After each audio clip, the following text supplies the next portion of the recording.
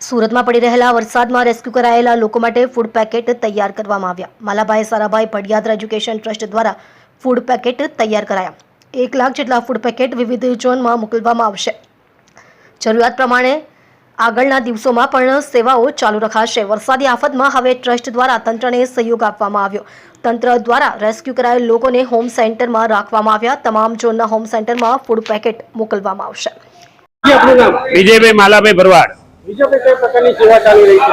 આ પૂરગ્રસ્ત માણસો માટે અહીંયા ફૂડ પેકેટની વ્યવસ્થા ચાલુ કરેલી છે।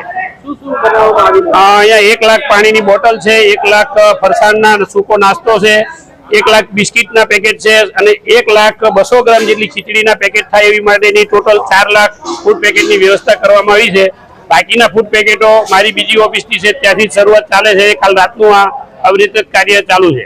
અત્યાર સુધી કેટલા ફૂડ પેકેટો અત્યાર સુધીમાં 1 લાખ ફૂડ પેકેટો અને 1 લાખ પાણીની બોટલોનું વિતરણ કરી દીધેલું છે અમે। અને આ ટોટલ એસએમસી દ્વારા અને કલેક્ટર સાહેબ દ્વારા ફૂડ પેકેટનું વિતરણ કરવામાં આવે છે। આપણી સંસ્થાનું નામ માલાભાઈ સારાભાઈ એજ્યુકેશન ટ્રસ્ટ છે, જે 2009 થી આ સેવા કાર્યમાં કાયમ માટે આવા કંઈ પણ સુરતમાં કપરી પરિસ્થિતિ આવે, ગુજરાતની કપરી પરિસ્થિતિ આવતી હોય, તાવતે વાવાઝોડું હોય કે કંઈ પણ હોય, એમાં અમે આ રીતે કાયમ માટેની સેવાની પ્રવૃત્તિ કરીએ છીએ।